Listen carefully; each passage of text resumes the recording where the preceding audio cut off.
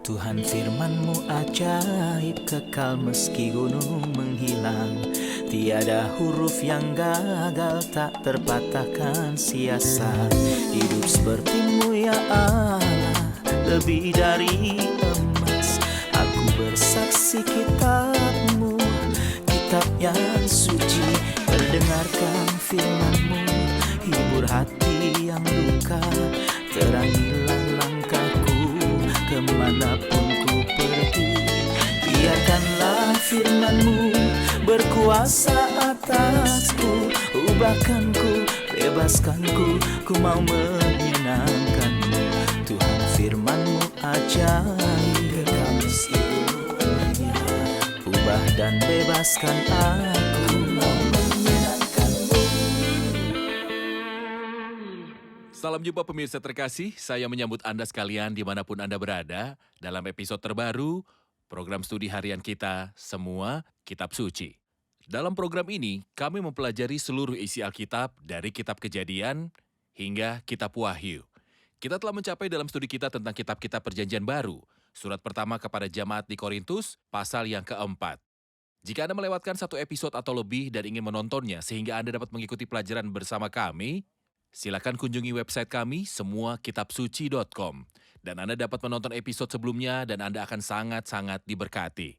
Kita telah sampai pada pasal 4. Sebelum memulai pelajaran, izinkan saya untuk menyambut tamu kehormatan di studio, hamba Tuhan Dr. Farid Zaki. Selamat datang Dr. Farid. Dia, Suatu kehormatan. terima kasih. Juga para hadirin yang telah bergabung di studio, selamat datang. Dr. Farid, sebelum kita memulai pasal 4, mohon beri kami gambaran umum tentang pasal 3 untuk melanjutkan studi. Pasal 3 yang sebelumnya. Saya ingin memberi judul untuk pasal 3 dan judul lain untuk pasal 4. Dalam pasal 3 kita menemukan ajaran penting tentang pelayanan Kristen. Pelayanan Kristen. Dalam pasal 4 kita menemukan ajaran penting tentang pelayan Kristen. Keduanya terkait. Tepat, Kehambaan dan hamba. kehambaan yang dicapai oleh hamba. Di pasal 3 kita belajar tentang pelayanan Kristen, kita semua membangun. Para hamba Tuhan membangun, para rasul meletakkan dasar, yang adalah pribadi Kristus. Kemudian kita mengikuti mereka untuk membangun. Beberapa dari kita membangun dengan bahan yang tahan lama, seperti emas, perak, dan batu mulia. Yang lain membangun dengan bahan yang tidak tahan lama, seperti kayu, rumput, dan Dan jerami. jerami. Pengajaran yang bermanfaat atau pengajaran yang tidak berguna, harinya akan tiba. Hasil dari semua itu akan muncul dan diuji. Tapi ada tim ketiga yang dimaksud oleh Paulus.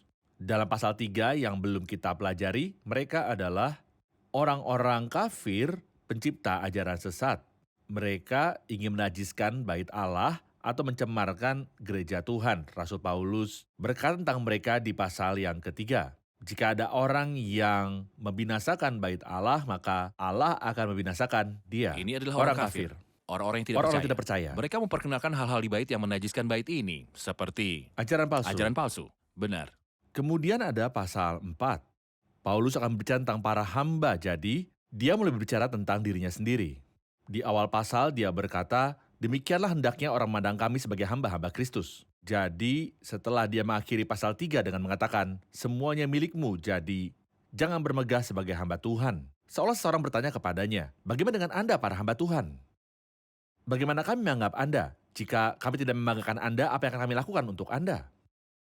Anggaplah kami hamba Kristus, kami bukan subjek untuk menyombongkan diri. Kami hanyalah hamba. Kristus memerintahkan dan mengarahkan kita, dan kita melakukan apa yang Dia perintahkan untuk kita lakukan. Kita juga pengurus dari misteri Tuhan. Dia mempercayakan kita untuk misterinya, dan kita haruslah setia. Sebelum saya membaca beberapa ayat dan bertanya lagi kepada Anda pertanyaan yang sama, siapakah hamba Kristus, saya ingin menanyakan sesuatu. Dalam tanda kurung, karena mereka adalah rasul dan disebut hamba, dapatkah kita memanggil beberapa pemimpin Kristen dengan gelar khusus seperti Tuanku, Bapakku, Guruku, dan menempatkan mereka pada tingkat yang lebih tinggi dari yang lain? Jika kita kembali ke Alkitab, kita akan menemukan bahwa Tuhan Yesus sendiri berkata kepada murid, dan orang-orang Farisi mendengar bahwa jangan panggil siapapun Bapakku atau Tuanku. Ini di satu sisi. Di sisi lain, kita tidak membaca para rasul Kristus itu menyebut diri mereka Bapa atau disebut oleh orang beriman sebagai Bapa atau Tuan. Di sini kita akan melihat bahwa Paulus memberitahu mereka bahwa dia memainkan peran seorang bapa karena dia telah memperanakan mereka melalui Injil. Tapi dia tidak menunjukkan engkau harus memanggil saya Bapa atau Tuan. Baik tuanku, guruku maupun bapakku. Kita akan membaca ayat pertama dari pasal yang keempat. Demikianlah hendaknya orang memandang kami sebagai hamba-hamba Kristus yang kepadanya dipercayakan rahasia Allah. Yang akhirnya dituntut dari pelayan-pelayan yang demikian ialah bahwa mereka ternyata dapat dipercayai. Bagiku sedikit sekali artinya, entahkah aku dihakimi oleh kamu atau oleh suatu pengadilan manusia. Malahan diriku sendiri pun tidak kuhakimi. Sebab memang aku tidak sadar akan sesuatu, tetapi bukan karena itulah aku dibenarkan. Dia yang menghakimi aku ialah Tuhan. Karena itu janganlah menghakimi sebelum waktunya, yaitu sebelum Tuhan datang. Ia akan menerangi juga apa yang tersembunyi dalam kegelapan, dan ia akan memperlihatkan apa yang direncanakan di dalam hati, maka tiap-tiap orang akan menerima pujian dari Allah. Mohon beri saya definisi tentang hamba Kristus. Apakah mereka akan menjadi kategori orang tertentu atau di kalangan orang beriman pada umumnya? Apakah setiap orang percaya adalah hamba Kristus? Dari satu pandangan, saudara, ayat setiap orang percaya melayani Kristus. Pada pandangan lain, ada hamba yang titipkan karunia-karunia tertentu. Ini adalah hamba Kristus. Setiap orang percaya melayani. Kita semua sebagai anggota tubuh Kristus tidak ada anggota yang lumpuh. Kita semua punya karya. Kita semua melayani. Kita memiliki pekerjaan dan bakat yang diberikan kepada kita untuk dilayani. Tapi kita tidak boleh lupa bahwa ada beberapa hamba yang memiliki panggilan dan karunia khusus. Mereka harus menjalankan peran serius mereka dalam pelayanan. Apakah maksudnya kalimat hamba rahasia Tuhan? Kita berbicara sebelumnya tentang rahasia Tuhan atau misteri Tuhan. Kita belajar bahwa itu artinya apa yang tidak diungkapkan dalam perjanjian lama, kemudian menjadi terungkap sekarang dalam perjanjian baru kepada para rasul. Para rasul menulisnya kepada kita dalam surat-surat. Paulus berkata, aku, Apolos, dan Kefas, dan para rasul lainnya, kita melihat diri kita dipercayakan oleh Tuhan. Dan dia menjadikan kita pengelola. Tentu saja kita memahami bahwa pengelola adalah orang kaya yang mempercayakan harta miliknya kepada pelayannya untuk diperdagangkan. Untuk mengelola barang dan uang untuk kepentingan orang kaya. Tepat. Suatu hari akan datang, dia akan bertanya kepadanya, Berikan berikan pertanggungjawabanmu. atas kepengurusanmu. Saat saya membaca dari ayat 3, saya merasa bahwa saya sedang berdiri di sebuah pengadilan. Ketika Paulus berkata, bagiku sedikit sekali artinya, entahkah aku dihakimi oleh kamu atau oleh suatu pengadilan manusia, malahan diriku sendiri tidak aku hakimi. Sebab memang aku tidak sadar akan sesuatu. Apakah kesan yang diberikan oleh Paulus di sini saat dia diadili? Mohon beritahu saya di mana dan oleh siapa orang percaya akan diadili. Kata turunan dari hakim diulangi di sini 4 kali. Tetapi membawa kepada ketiga jenis penghakiman, jika kita bisa mengatakannya. 3 jenis pengadilan. Ya. Pengadilan pertama, Paulus mengatakan bahwa aku dihakimi oleh kamu adalah pengadilan. Kita akan bahasnya dan melihat betapa pentingnya hal itu bagi Paulus. Pendapat orang lain yang disebutnya, aku dihakimi oleh kamu atau oleh suatu pengadilan manusia. Pengadilan manusia berarti orang, pendapat orang-orang kepada pelayan. Nomor 2, malahan diriku sendiri pun tidak kuhakimi, inilah pengadilan jiwa. Saya menilai diri sendiri. Saya menilai diri saya sendiri. Atau saya menerima laporan dari diri saya sendiri tentang diri sendiri. Di hadapan hati nurani saya. Di hadapan hati nurani. Jadi hati nurani saya adalah Hati hakim. nurani saya adalah hakim. Pikiranku adalah hakim. Pengadilan ketiga adalah milik Tuhan. Dia berkata, dialah yang menghakimi aku. Ialah Tuhan. Itu sebabnya pada akhirnya dia berkata pada mereka, jangan menilai apapun sebelum waktunya. Karena Tuhan akan datang dan akhirnya akan datang, di mana Tuhan akan menghakimi dengan adil. Maka ini adalah 3 pengadilan. Yang pertama, oleh pengadilan manusia yang terjadi sekarang, pendapat orang-orang Ya. terhadap hamba Tuhan. Pengadilan kedua di dalam diri dan hati nurani Ya. saya. Pengadilan ketiga adalah di hadapan Allah, di hadapan Kristus. Benar. Kita akan rehat sejenak dan kembali untuk menjawab pertanyaan hadirin. Pemirsa terkasih, kami akan kembali setelah rehat. Tetaplah bersama kami. Berkuasa atasku, ubahkanku, bebaskanku, ku mau menyenangkanmu. Tuhan firman-Mu ajaib, kami ubah dan bebaskan aku, mau menyenangkanmu. Kami telah kembali pemirsa terkasih untuk menjawab pertanyaan dari hadirin di studio. Dalam ayat 5 kita membaca, karena itu janganlah menghakimi sebelum waktunya, yaitu sebelum Tuhan datang, ia akan menerangi juga apa yang tersembunyi dalam kegelapan, dan ia juga akan memperlihatkan apa yang direncanakan di dalam hati. Maukah Anda menjelaskan ayat ini? Mohon jelaskan ayat ini, Dr. Farid.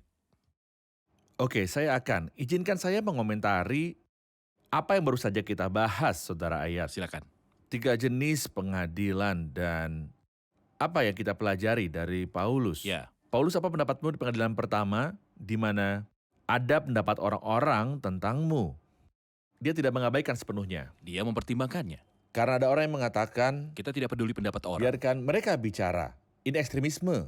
Paulus berkata bagiku sedikit sekali artinya. Dia tidak mengatakan itu tidak berharga, tapi katanya nilainya paling kecil.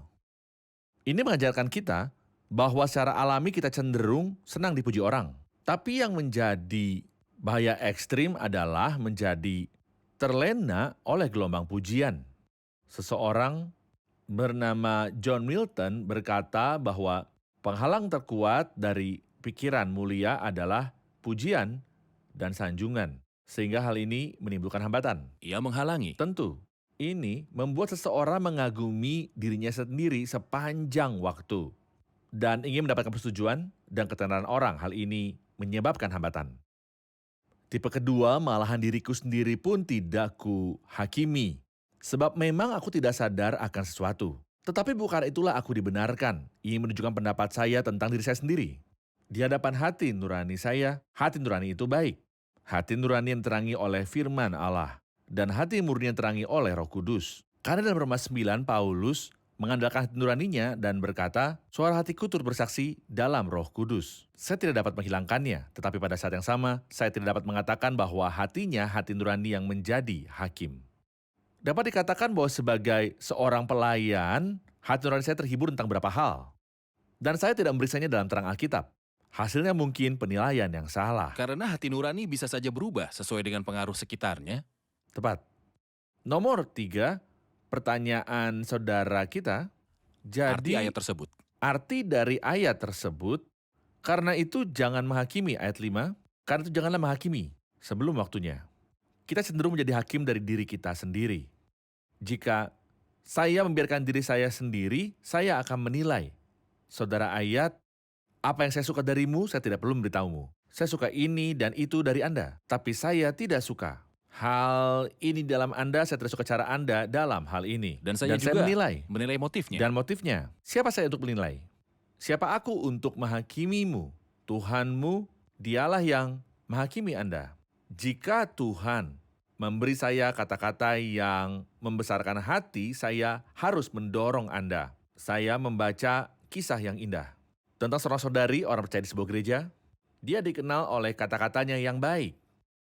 Dia biasa memikirkan sesuatu yang baik untuk diceritakan kepada para pengkhotbah. Suatu hari seorang pengkhotbah diundang ke gereja dan khotbahnya adalah khotbah yang terburuk yang pernah didengar di gereja ini. Maka saudara bertanya kepadanya, apa yang kamu katakan? Saat dia keluar, dia menyapanya dan berterima kasih. Dia berkata terima kasih sebagian Alkitab yang Anda baca hari ini. Jadi dia mencoba mencari Sesuatu yang baik. untuk dipuji. Tentu ini hanyalah sebuah cerita tapi memiliki Ini memiliki makna arti. yang indah. Mari memuji dan tidak menghakimi orang lain, bukan mengutuk sesama. Dan ada satu pengecualian. Kapan seorang hamba harus diadili? Jika saya bisa mengatakan begitu. Karena motifnya harus diserahkan kepada Tuhan seperti Anda sebutkan sebelumnya. Ya, Tetapi jika perilaku hamba ini salah dan dia menjadi batu sandungan atau ajaran tidak alkitabiah dalam hal ini, gereja lokalnya harus bukan untuk mengadakan pengadilan untuknya, tapi menanyainya untuk dan berurusan mengevaluasinya. dengannya. Dan apa yang Perlu telah dia dievaluasi. lakukan, dia harus dinilai Tepat. jika dia perlu dievaluasi. Dalam Jika sesuatu yang kebenaran, salah, jika salah dia harus ditegur atau ditindak. berurusan dengannya. Ayat berikutnya dari ayat 6, saudara-saudara, kata-kata ini aku kenakan pada diriku sendiri, supaya dari teladan kami kamu belajar apakah artinya ungkapan, jangan melampaui yang ada tertulis. Supaya jangan ada di antara kamu yang menyombongkan diri dengan jalan mengutamakan yang satu daripada yang lain. Sebab siapakah yang menganggap engkau begitu penting? Dan apakah yang engkau punyai yang tidak engkau terima? Dan jika engkau memang menerimanya, mengapakah engkau memegahkan diri seolah-olah engkau tidak menerimanya? Kamu telah kenyang, kamu telah menjadi kaya, tanpa kami kamu telah menjadi raja. Alangkah baiknya kalau benar demikian bahwa kamu telah menjadi raja sehingga kami pun turut menjadi raja dengan kamu. Mohon komentari bagian ini. Eh, kita belajar dari episode sebelumnya bahwa mereka terpecah karena membanggakan para pemimpin dan guru. Dengan caranya yang lembut dan bijaksana, Paulus tidak mau menyebutkan nama-nama pelayan yang mereka miliki. Jadi dia mendapatkan namanya dan nama Apolos sebagai ganti para hamba itu. Makanya dia bilang, kata-kata ini aku kenakan pada diriku sendiri dan pada Apolos untuk menghindari dan mempermalukan siapapun. Agar kamu dapat belajar di dalam kami. Jangan melampaui yang ada tertulis. Supaya jangan ada di antara kamu yang menyombongkan diri dengan jalan mengutamakan yang satu daripada yang lain. Apa arti ayat ini? Apa semangat dari apa yang tertulis? Semangat seluruh Alkitab. Berikan kemuliaan bagi Tuhan.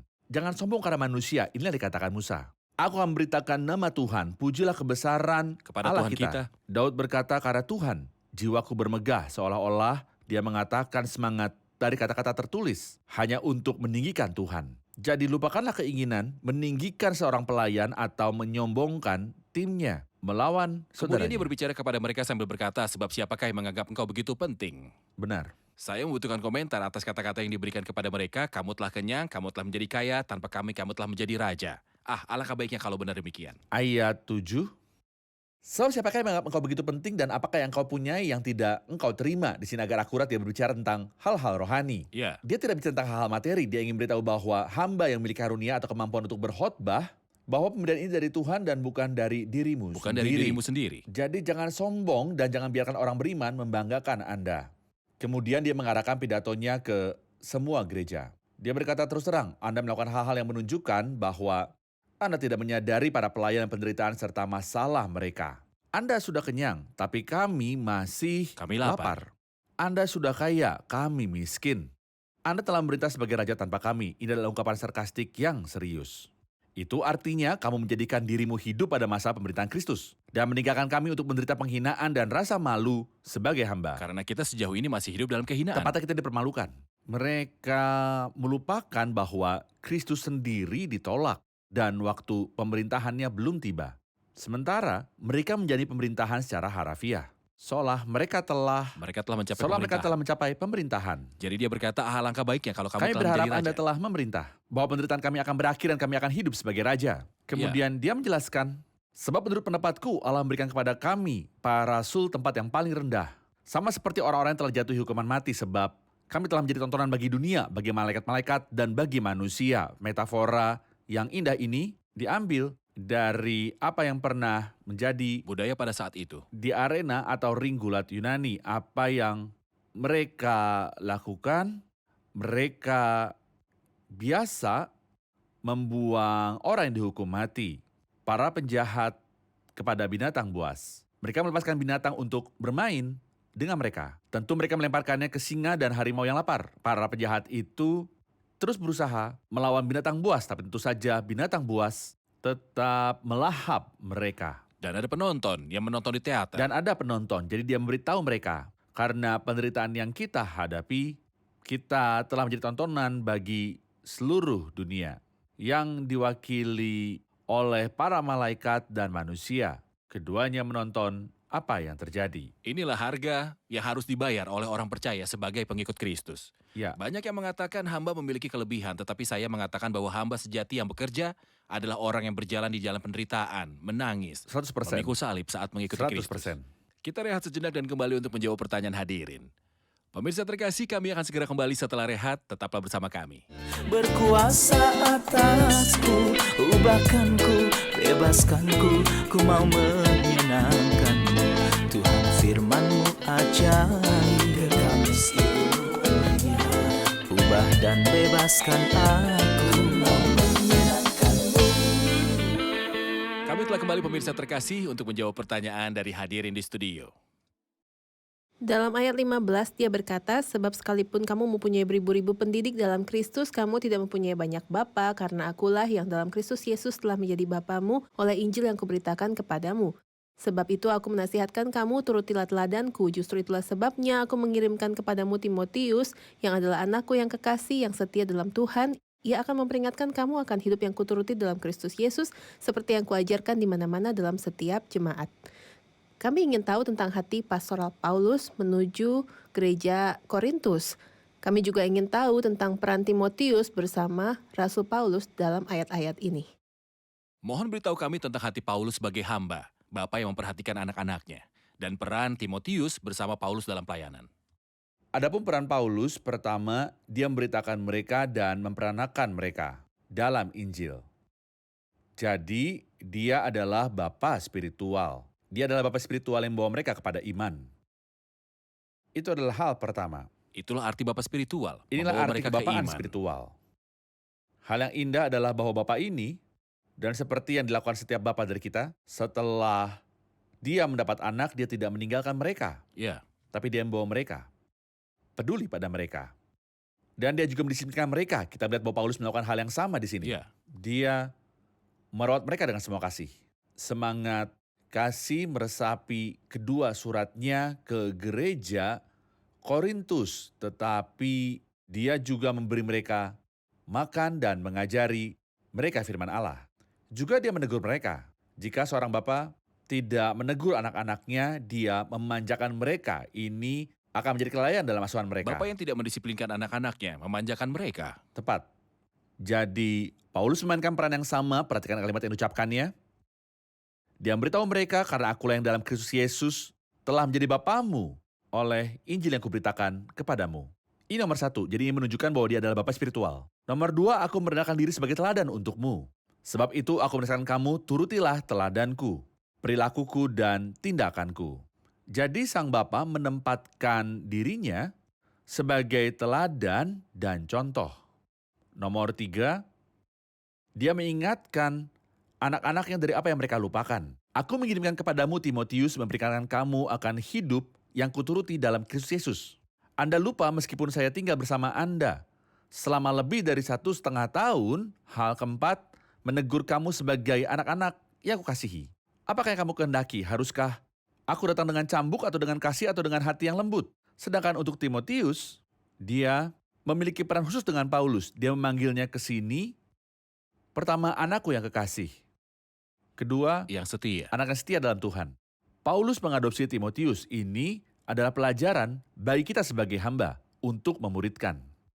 Mereka yang lebih muda dari kita, adik laki-laki, pelayan, pemula, setelah bertahun-tahun ke depan mereka akan menjadi hamba masa depan. Seperti contoh Paulus dan Timotius. Seperti Paulus dan Timotius. Sebagaimana Bapa memiliki anak laki-laki. Sebenarnya Dr. Farid, kita sangat membutuhkan teladan Paulus dan Timotius di gereja kita. Yang lebih tua yang memperkenalkan dan melatih yang lebih muda dalam pelayanan. Pastinya pengalaman bersama dengan energi muda dapat melakukan hal-hal besar di gereja. Tuhan memberkati, kita simpulkan episode ini bersama hadirin. Rasul Paulus mengatakan di awal pasal ini bahwa kita adalah pengelola rahasia Allah. Apakah maksudnya ini? Dengan pelayan rahasia Allah, dia berarti dirinya sendiri dan para rasul lainnya. Pengelola artinya ada orang kaya yang mendelegasikan seorang pelayan semua yang dia miliki untuk berdagang dan mendapatkan keuntungan. Rahasia Tuhan seperti yang kita pahami sebelumnya adalah hal-hal yang tidak diungkapkan dalam perjanjian lama. Dan para rasul menyatakannya dalam surat-surat yang mereka tulis atau melalui khotbah mereka. Tepat. Apakah 3 pengadilan yang dihadapi orang percaya atau hamba selama waktu pelayanannya? Penghakiman manusia terhadap hamba atau orang beriman, Paulus tidak mencemooh itu tetapi dia menganggapnya sebagai hal terkecil. Kemudian sang hamba menilai dirinya sendiri melalui hati nuraninya.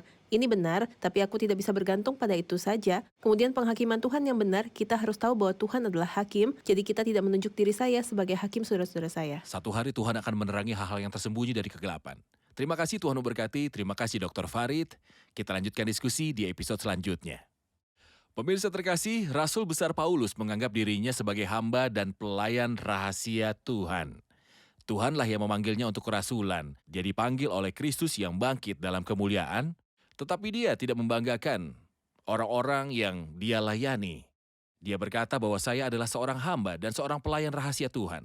Satu-satunya hal yang membedakan orang percaya yang saleh, hamba yang belajar dari Kristus adalah kerendahan hati. Yang membedakan seseorang percaya yang saleh adalah kerendahan hatinya. Siapapun yang menyombongkan diri tidak memiliki semangat Kristus.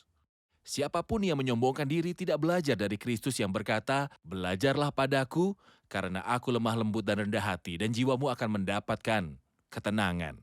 Jika Anda seorang pelayan di mana saja atau di antara kelompok apapun, tempat Anda yang sebenarnya adalah di kaki orang-orang yang Anda layani. Anda harus mendekati mereka dan mencuci kaki secara praktis. Anda melayani orang bukan dari atas, tetapi dari bawah.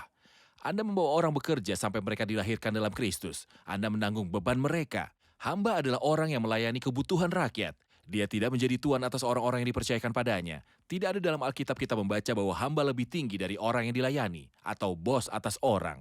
Dia tidak memaksa orang untuk memanggilnya tuan atau bapa. Jika Anda ingin menjadi hamba seperti Kristus, belajarlah dari Kristus yang berkata, "Jadi jikalau aku membasuh kakimu, aku yang adalah Tuhan dan gurumu, maka kamu pun wajib saling membasuh kakimu." Pertanyaan episode ini adalah, apakah maksud perkataan Rasul Paulus sebab kami telah menjadi tontonan bagi dunia, bagi malaikat-malaikat dan bagi manusia? Apakah maksud perkataan Rasul Paulus sebab kami telah menjadi tontonan bagi dunia, bagi malaikat-malaikat dan bagi manusia? Pemirsa terkasih, sampai jumpa di episode selanjutnya. Tuhan menyertai.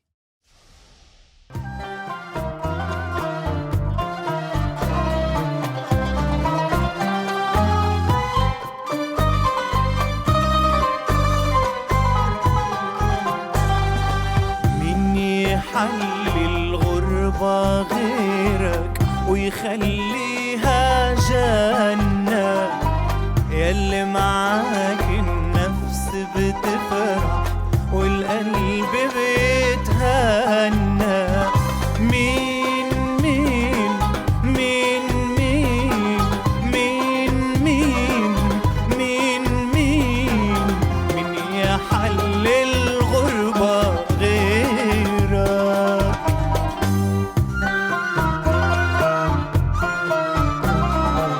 مين يطهر قلبي غيرك وأكون أنا ما أنا، وأقضي باقي الغربة في خوفك وأنا فكري في السما. مين مين مين مين مين مين مين مين مين يحل الغربة غيرك.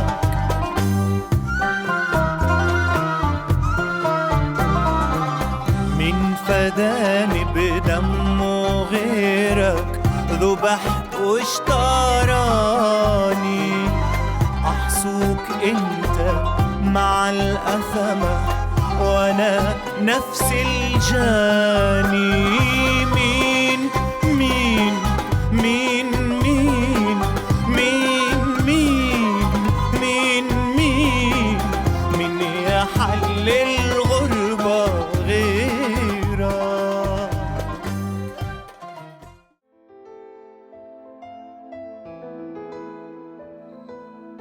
Tuhan, firman-Mu ajaib, kekal meski gunung menghilang. Tiada huruf yang gagal, tak terpatahkan siasat. Hidup seperti-Mu ya Allah, lebih dari emas.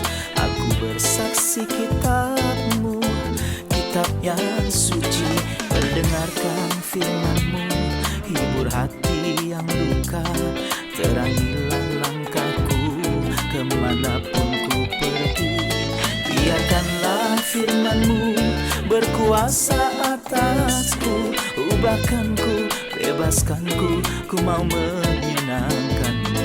Tuhan, firman-Mu ajaib, kekal meski ubah dan bebaskan aku.